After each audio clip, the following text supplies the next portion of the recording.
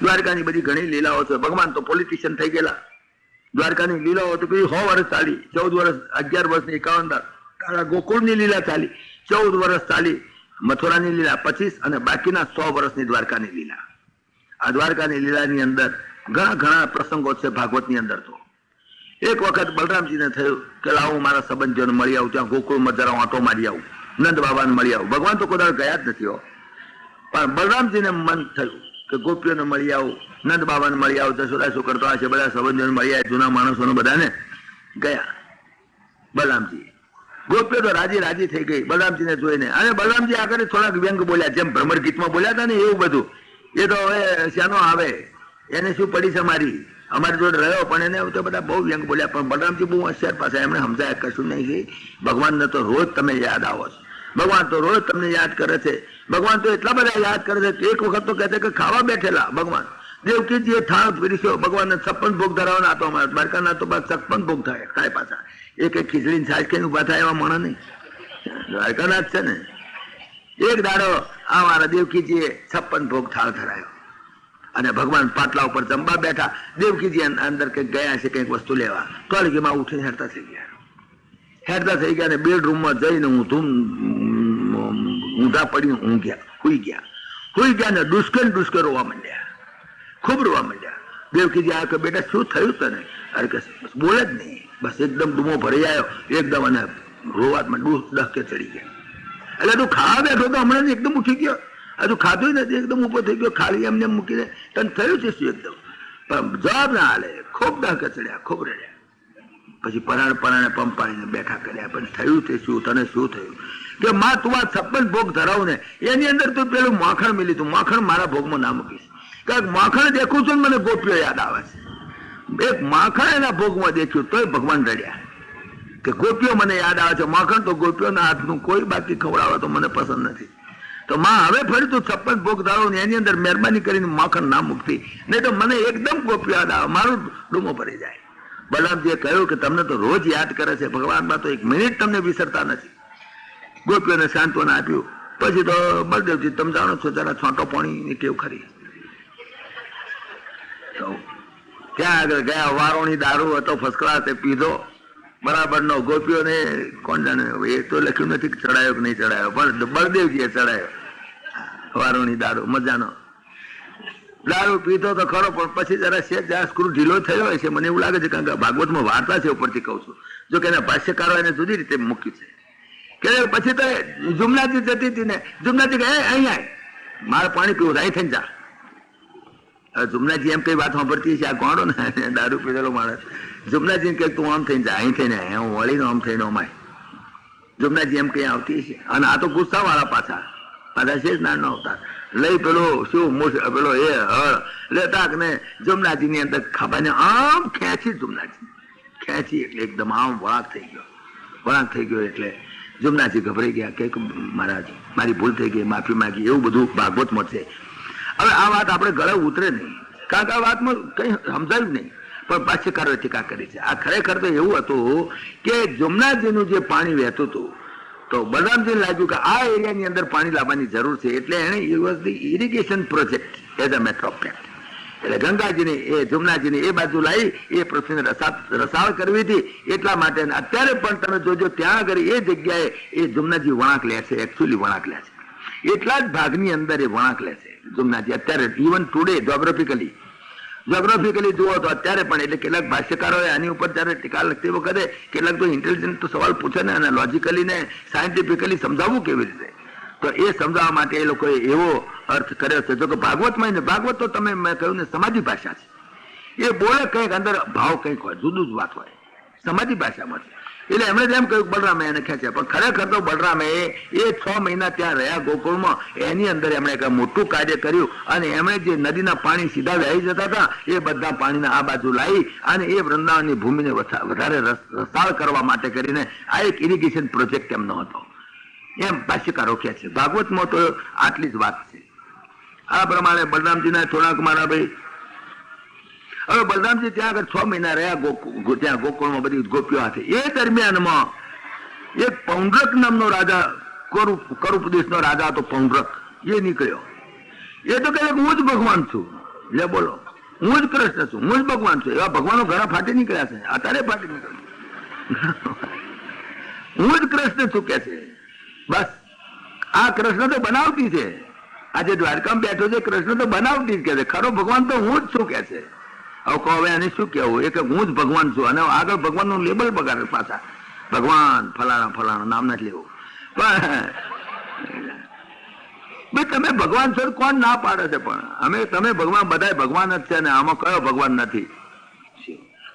ભગ એટલે ઐશ્વર્ય, ભગ એટલે ઐશ્વર્ય, જેની અંદર વૈરાગ્ય, જેની અંદર બધી સિદ્ધિઓ, આ બધી જ જાતના 6 પ્રકારના લક્ષણો જે ભગ એટલે ઐશ્વર્ય છે, 6 પ્રકારના ઐશ્વર્ય ગણાય. એ જેની અંદર સંપૂર્ણ હોય, જેની અંદર અણીમાં ગરિમા લઘીમાં બધી સિદ્ધિઓ હોય, જેની અંદર વૈરાગ્ય હોય, જેની અંદર વિવેક હોય, જેની અંદર જ્ઞાન હોય, અત્યંત જ્ઞાન સ્વરૂપ હોય, એને ભગવાન કહેવાય. જેમ ભગવાન, ધનવાન, પુત્રવાન, એમ ભગવાન. તો ભગવાન શબ્દ આવી રીતે આવે છે. ભગ એટલે ઐશ્વર્ય, ષડ સંપત્તિ, ષડૈશ્વર્ય, 6 પ્રકારના ઐશ્વર્ય જેની અંદર હોય એને ભગવાન કહેવાય. હવે હમણાં એક ઐશ્વર્ય તો બન્યું નથી ને કે છે કે અમે ભગવાન ભગવાન. હવે તો કેટલાય એવા તો લગભગ 5-10 ભગવાન નીકળી પડ્યા છે, એક બે નહીં.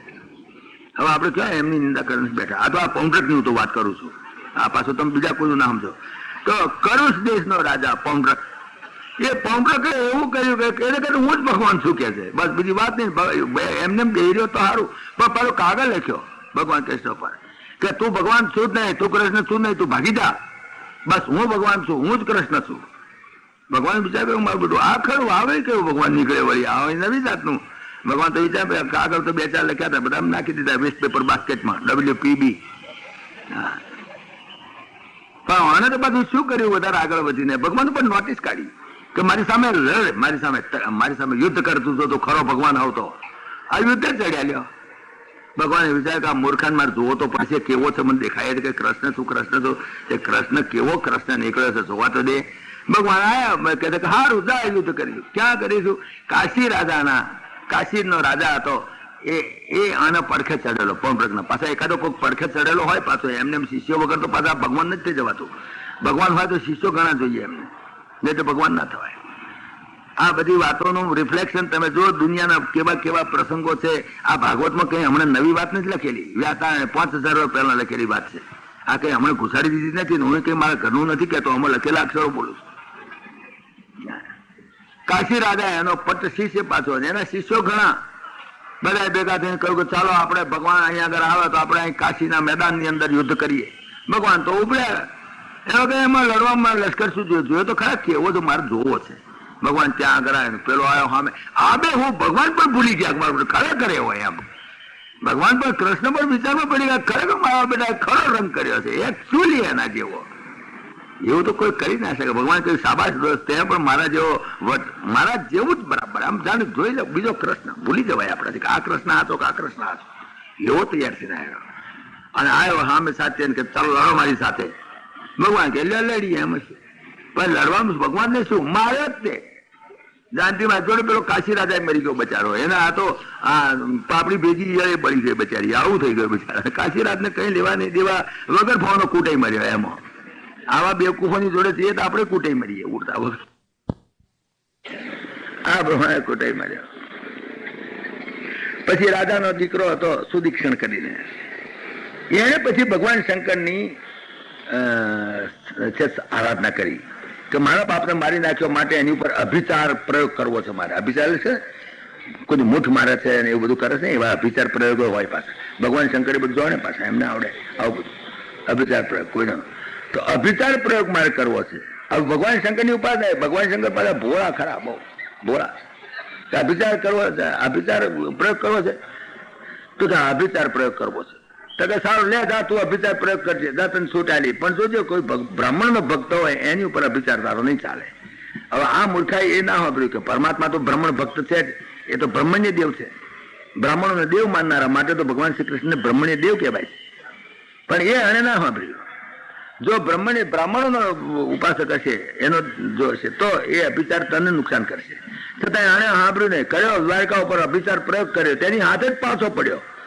કારણ કે બ્રહ્મણ્ય દેવ છે પરમાત્મા, તો પાછો પડ્યો માર્યો, એ પણ મર્યો બિચારો.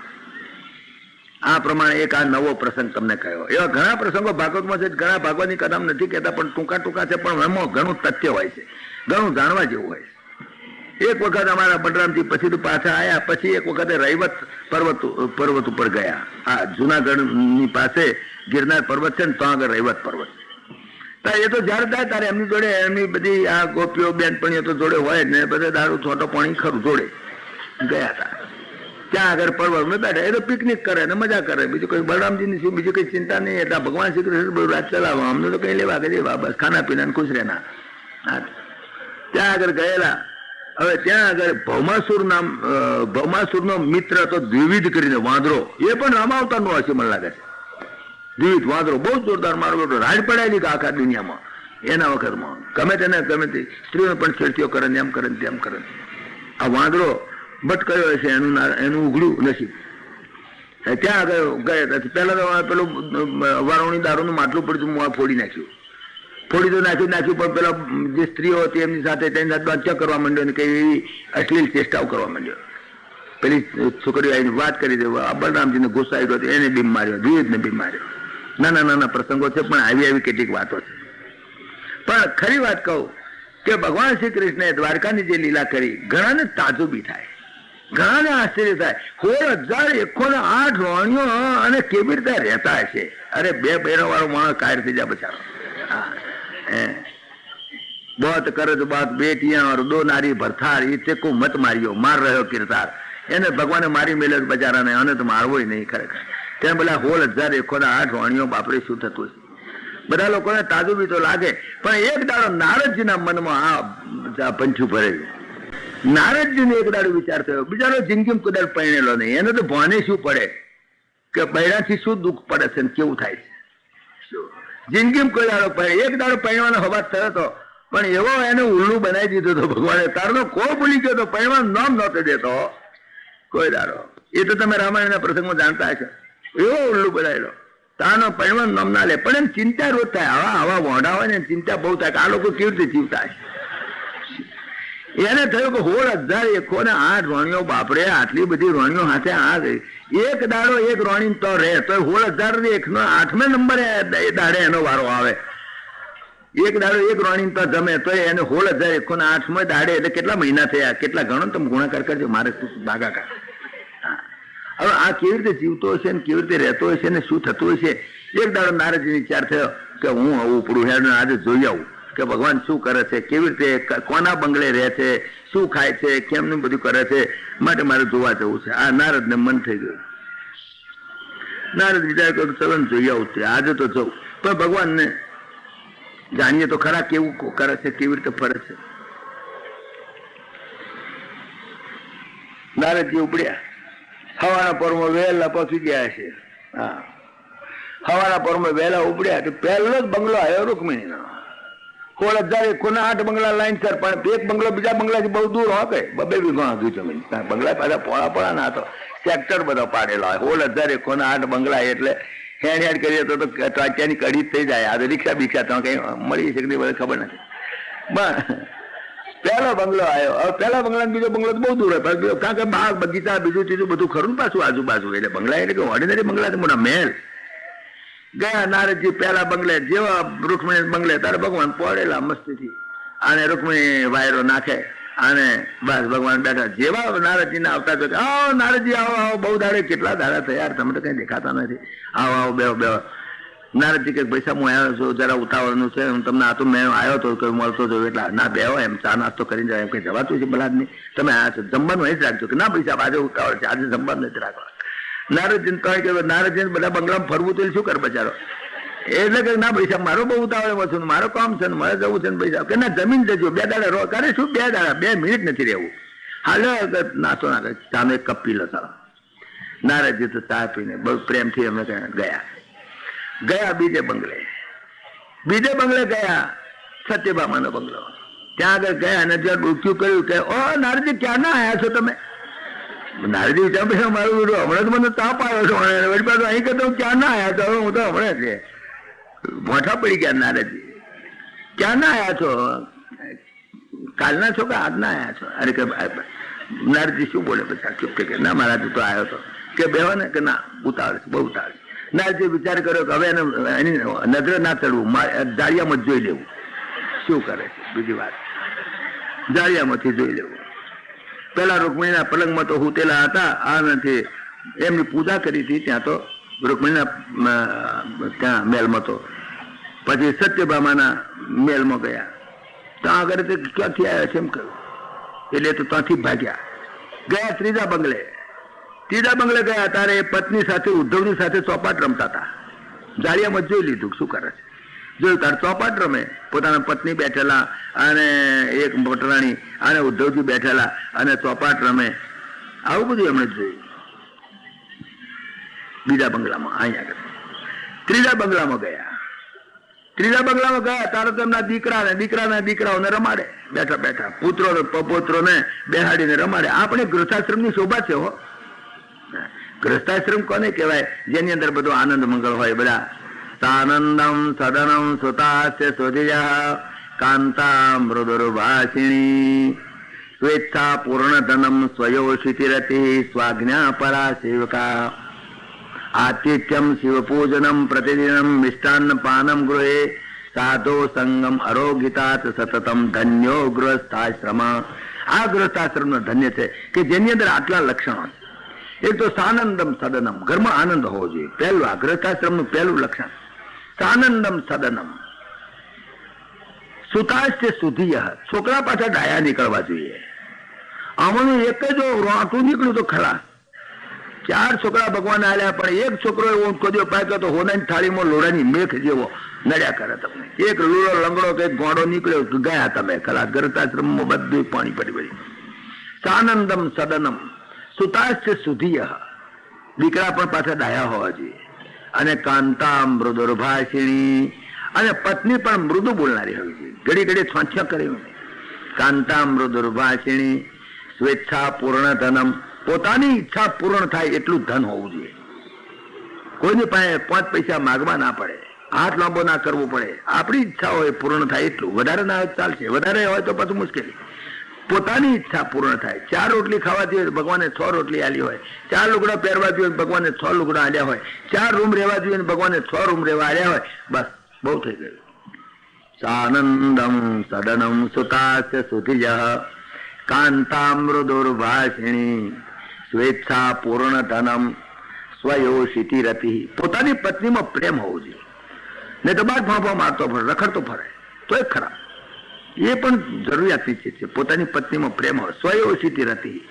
અને સ્વાજ્ઞા પરા સેવકા, નોકર ચાકર રોમડો બોમડો ટાઈમસર આવતો હોવો જોઈએ. નોકર ચાકર વગેરે બધા પાછા ડ્રાઈવર વાંકો હોય, કોઈને રોમડો વાંકો હોય, કોઈને કઈ વાંકો હોય. ખરેખર તો સેવકનો અર્થ અહીંયા આગળ શાસ્ત્રકારોએ તો કર્યો છે ઇન્દ્રિયો, કે તમારી ઇન્દ્રિયો તમારા સેવક છે, એ પણ તમારી આજ્ઞામાં રહેવી જોઈએ. સેવકાનો એવો અર્થ પણ કર્યો છે ઘણી જગ્યાએ. આ જે અર્થ કરેલા છે એમાંથી હું બોલું છું.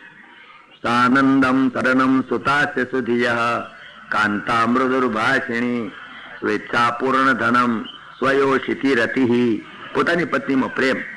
અને સ્વાજ્ઞા પરા સેવકા. પછી આતિથ્યમ, કોઈ મહેમાન આવે તો એનો સત્કાર કરી શકવા જેટલું ગજુ હોવું જોઈએ.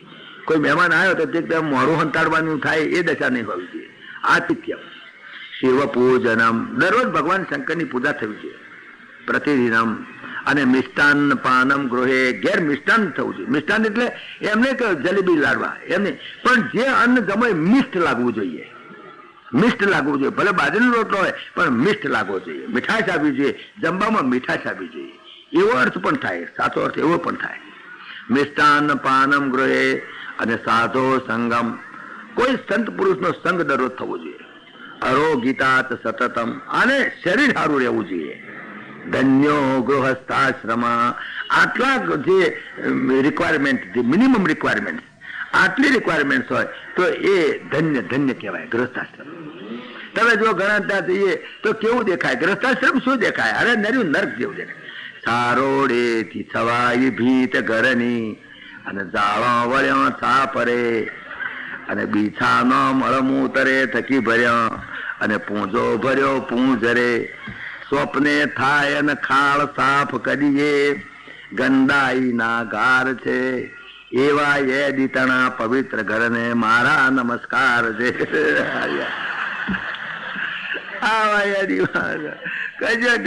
ચારોડીથી છવાઈ ભીત ઘરની જાળો વળ્યા થાપરે બીછાનો મળમૂતરે થકી ભર્યા પૂંજો ભર્યો પૂંજરે સ્વપ્ને થાય ને ખાળ સાફ કરીએ ગંદાઈ ના ઘાટ. એવા યાદી તણા પવિત્ર ઘરને, પવિત્ર ઘર તો શેનું કહેવાય?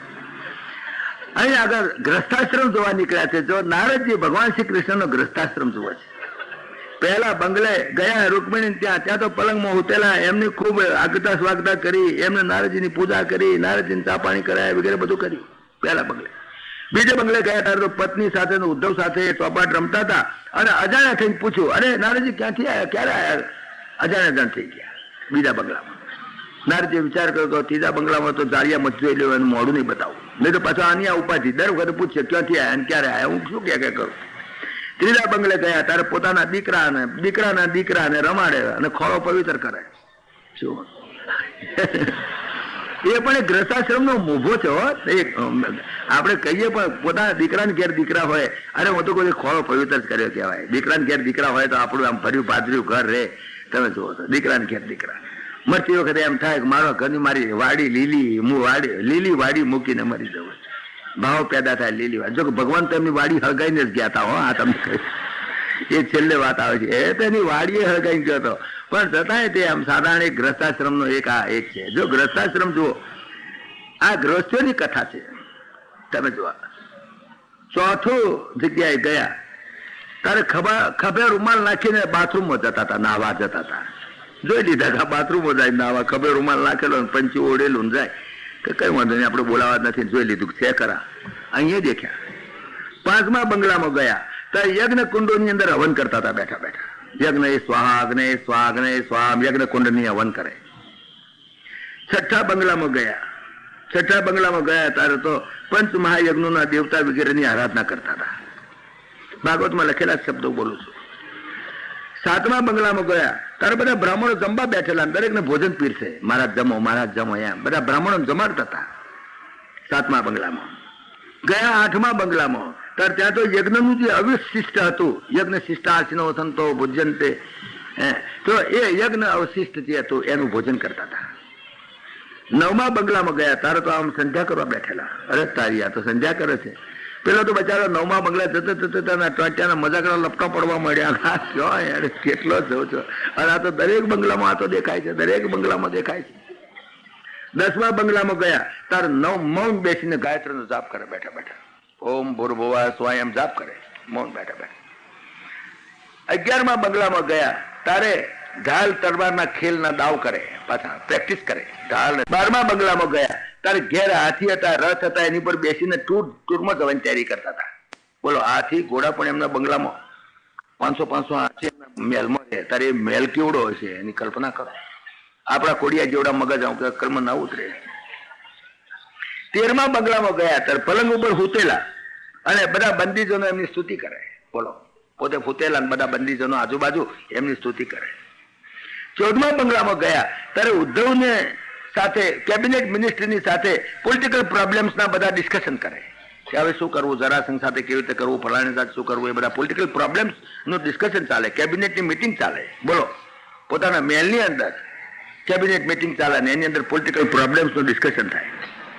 15મા મહેલમાં ગયા ઉત્તમોત્તમ વારાંગનાઓથી ઘેરાયેલા જળ ક્રીડા કરે. એમને ત્યાં આગળ પાછું મોટું બાથ હશે, એની અંદર ઉત્તમોત્તમ વરંગનાઓ એની સાથે પાછું જળ ક્રીડા કરે.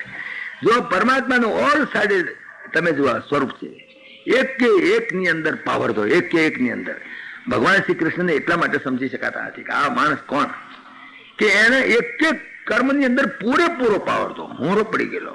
પોલિટિક્સમાં પણ એટલો, ઇકોનોમિક્સના સિચ્યુએશન્સ પણ એટલા બધા, બધી રીતે.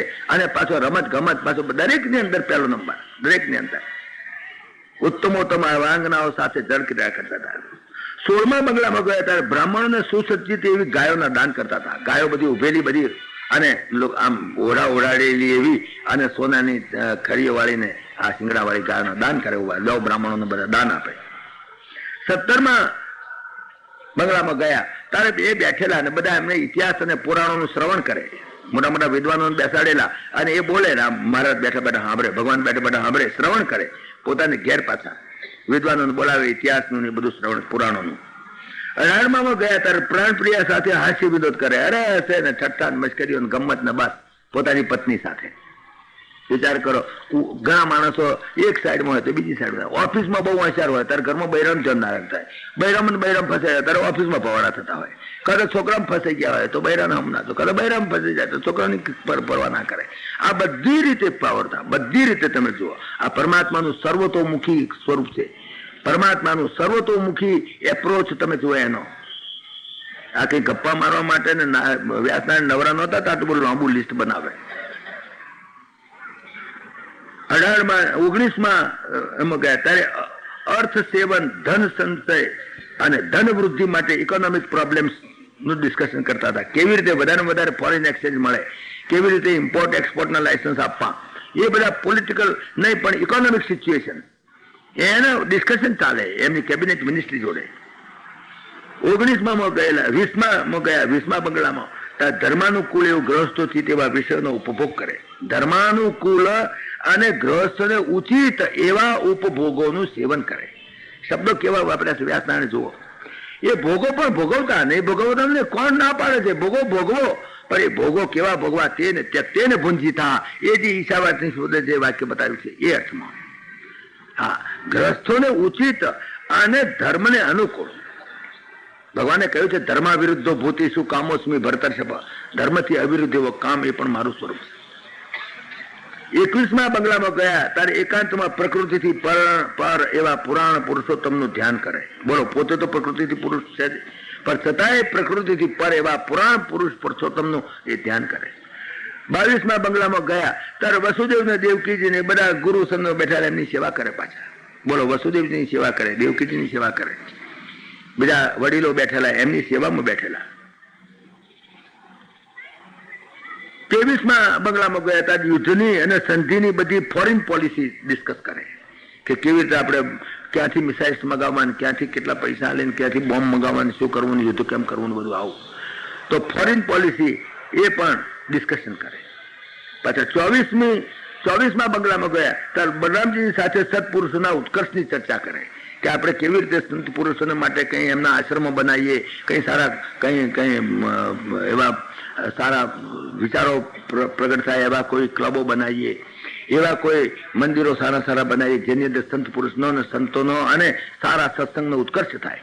કોઈ એવી સારી દિવ્ય જીવન સંઘ જેવી કોઈ સંસ્થા હોય એનો ઉત્કર્ષ કેવી રીતે કરવો, અમુક ઉત્કર્ષ કેવી રીતે કરવો, આવું બધું એની ચર્ચાઓ કરે બલરામજી જોડે પાછળ. ભાઈ અમને આટલી ગ્રાન્ટ આપો, અમને આટલું ફાયદો કરી દો અને આટલું આપો, જેવી તેવી રીતે કઈ બધું થાય. 25મા બંગલામાં ગયા ત્યારે પૌત્રોની હગઈઓ સંબંધી વેવણીઓ આવેલી એની જોડે વાતો કરે પાછી.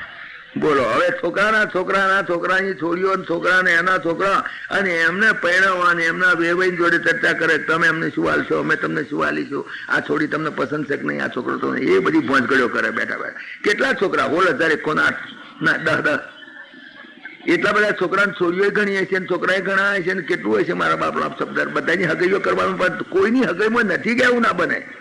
પાછો જુઓ, દરેકની હગઈમાં જ જાય, પાછો દરેકની હગઈની ચર્ચા કરે, બરાબર ચર્ચા કરીને બરાબર એમની સલાહ લઈને બધા કરે. આપણે તો શું કરીએ, આપણે તો કોઈના દહમામાં જઈએ કે કોઈની જગ્યામાં, પણ આ તો બધા દરેક જગ્યાએ પહોંચી વળે પાછા. સવારમાં એક જણાના રિસેપ્શનમાં જાય, બપોરે એક જણા લગ્નમાં જાય, હોજે એક જણા દહમામાં જાય, રાતે એક જણાના 12માં જાય, બધે જ પહોંચી વળે. પરમાત્મા કેટલા બધા પહોંચી વળે છે તમે જુઓ. કેટલા વેવણીઓ સાથે વાતો કરવી, આપણે તો 2 વેવાયા તો માથું ચડી જાય. તો પૌત્રો અને પ્રપૌત્રોની હગઈના કરવા સંબંધી વેવઈઓ સાથે ચર્ચા કરે. તે 26મા બંગલામાં ગયા ત્યારે ધામધૂમથી પુત્ર પૌત્ર અને પ્રપૌત્રોના વિવાહ ચાલે. કેટલીક જગ્યાએ કેટલાક મહેલમાં તો વિવાહ થતા હોય. બોલો, એક મહેલમાં વિવાહ થતા હોય ને એક મહેલમાં હગઈઓ થતી હોય ને એક મહેલમાં છોડીઓ પાછી પૈણી હારેથી આવી હોય તો પછી એમને રિસીવ કરવા માટે 27મા બંગલામાં ગયા ત્યારે છોકરીઓને પરણાવીને વિદાયગીરી આપતા હતા. કહો, છોકરીઓ પરણીને જાત વિદાયગીરી આપે, તારે પાછું છોડીઓને આપે, આ બધું. બોલો, કેટલી છોડીઓને આ બધું પાછું તેમાં દરેકમાં હાજર. કોઈ છોડી પાછી એમને ખબર ના હોય જતી રહેવું બને નહીં, પાછું આટલું બધું ધ્યાન રાખે. 27મા બંગલામાં ગયા 28માં ત્યારે દીકરીઓ હારેથી તેડી લાવવાની તૈયારીઓ કરતા હતા કે હવે ફલાણી છોડીને હારે તેડી લાવવાની છે, ફલાણા જમીને મળવાનું છે, ફલાણા જમીન મોડા પડ્યા છે, ફલાણી છોડી નોમ થયું છે, ફલાણા છોકરાનું ઉટવાટ્યું થયું છે, ફલાણા છોકરાને બધું જ ધ્યાન રાખે. કેટલું બધું તમે જુઓ, સર્વતોમુખી જે પ્રેક્ટિકલ જીવન. આ ગ્રસ્થાશ્રમની તમે આ ખૂબી તમે જુઓ. 29માં બંગલામાં ગયા તારે તો કેટલા કુવા કરાવવા, કેટલી વાવો કરાવવી, કેટલા બગીચા કરવા, કેટલા મઠ કરવા, એની બધી ડેવલપમેન્ટ એક્ટિવિટીઝની બધી ચર્ચાઓ ચાલે. ડેવલપમેન્ટ એક્ટિવિટીઝ પણ બધી એવી, ફોરેન પોલિસી પછી એવી, ઇકોનોમિક સિચ્યુએશનનું બરાબર ધ્યાન રાખે પાછા. આ બધું જ નારદ તો ત્યાં બિચારા તો લથડવા માંડ્યા છો. હવે તો થાકી ગયા, તમે થાક્યા છો નહીં? હા. કેટલા બંગલા ભાઈ? આ તો 16,108 હતું તો 30મો બંગલો આવ્યો. 30મા બંગલામાં ગયા ત્યારે તો આગળ બધા યાદવો સાથે સિંધી ઘોડાઓ ઉપર બેસીને મૃગ્યા કરવા જતા હતા. લ્યો, સિંધી ઘોડા મગાયેલા, એની ઉપર બેસી મૃગ્યા કરવા જાય. થાકી ગયા. લ્યો, હવે તો કેટલા બંગલામાં ફરીએ? 16,108 બંગલામાં ક્યાર પાર. નારદજી થાક્યો બચારો કે મરવા દો, હવે તો 20 કરી દે. રાત પડી ગઈ, રાત 11 વાગ્યા. હવે તો હવે એમને ઘેર જવું તો પછી કે હવારના ક્યાં ગયા હતા એમ પૂછે પાછા. એટલે કે એમ કરો ને, દ્વારકાની બહાર બગીચો છે, એમાં મ્યુનિસિપાલિટીનો જે બોકડો પડ્યો છે એમાં હોઈ જઈશ. જે બચારો નારદ રાતે 12 વાગે મ્યુનિસિપાલિટીના બોકડા ઉપર પડ્યો રહ્યો.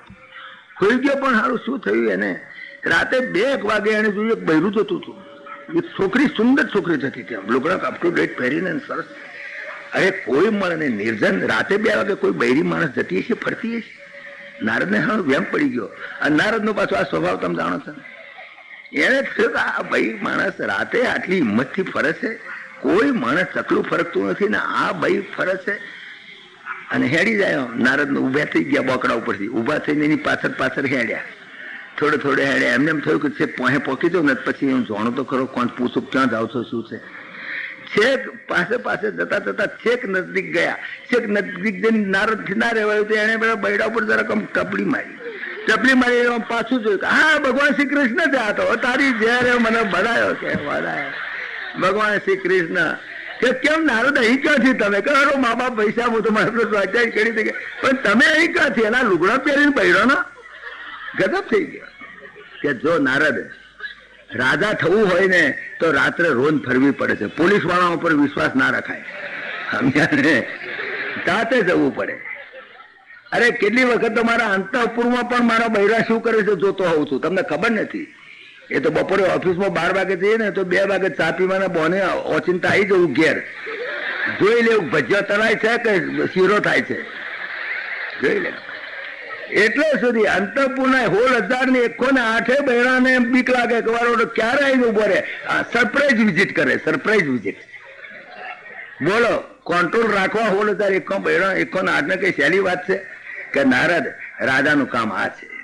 રાજાએ રાતે પણ ફરવું જોઈએ. જો કેવો લાગો છો રૂપાળો બૈરાના વેશમાં? તો કે મહારાજ આવું સ્વરૂપ તો મેં કોઈ દાડો જોયું નથી. કેટલું સુંદર સ્વરૂપ છે તમારું મહારાજ. સારું છે કે નારદ ક્યાં ફર્યા? કહો મને કહે કે પૈસા હું તો ક્યાં ગયો હતો, તમે દેખાડા.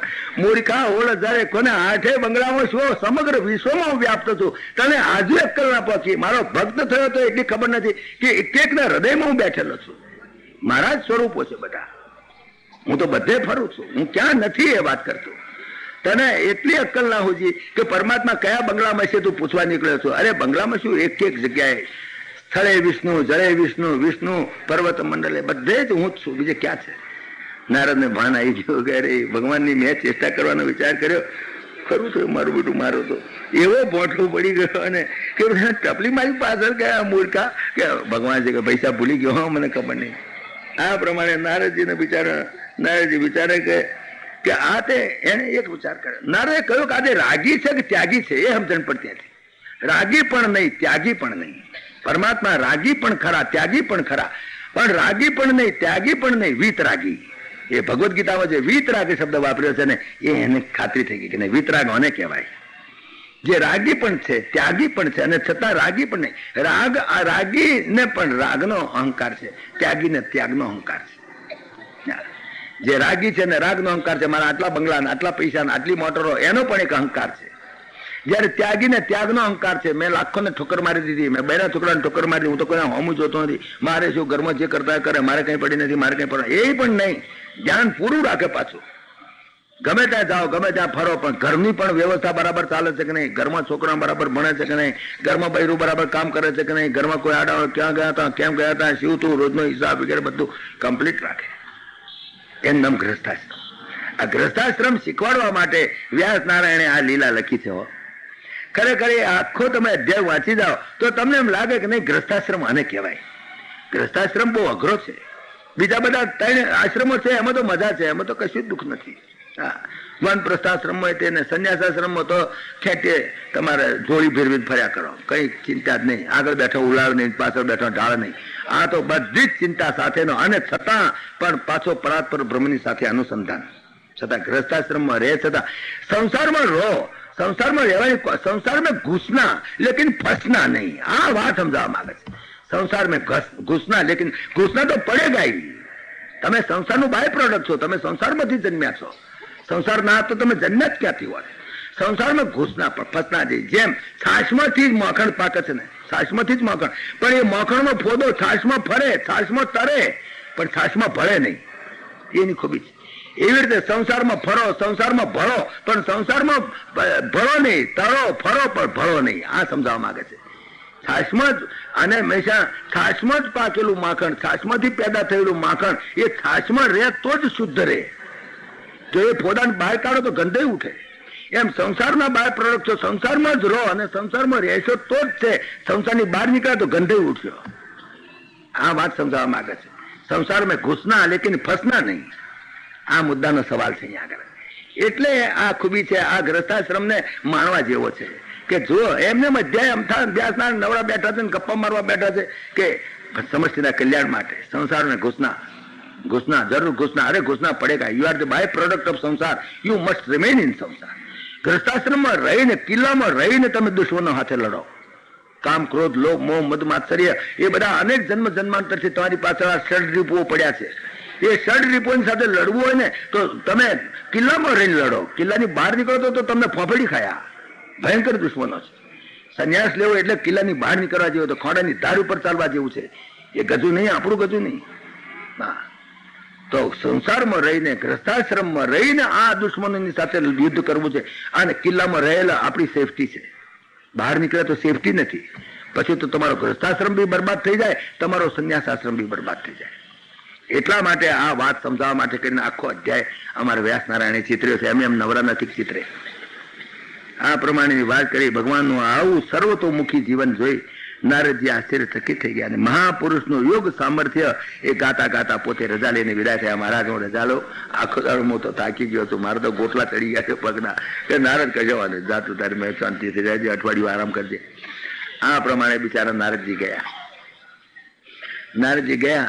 આગળની હવે કથા, દ્વારકાની લીલાઓ કેટલી સરસ છે, જાણવા જેવી, સાંભળવા જેવી. પરમાત્માની આખી દિનચર્યાનું વર્ણન કર્યું છે અમારા વ્યાસ નારાયણે 70મા અધ્યાયની અંદર. પરમાત્માની દિનચર્યાનું વર્ણન કર્યું. પરમાત્માની દિનચર્યાનું વર્ણન કરે છે. પરમાત્મા કેટલા વાગે સવારમાં ઉઠે, કેટલા વાગે દંત ધાવન કરે, કેટલા વાગે શું શું ક્રિયાઓ કરે, એ બધીનું વર્ણન કર્યું છે બહુ સુંદર રીતે.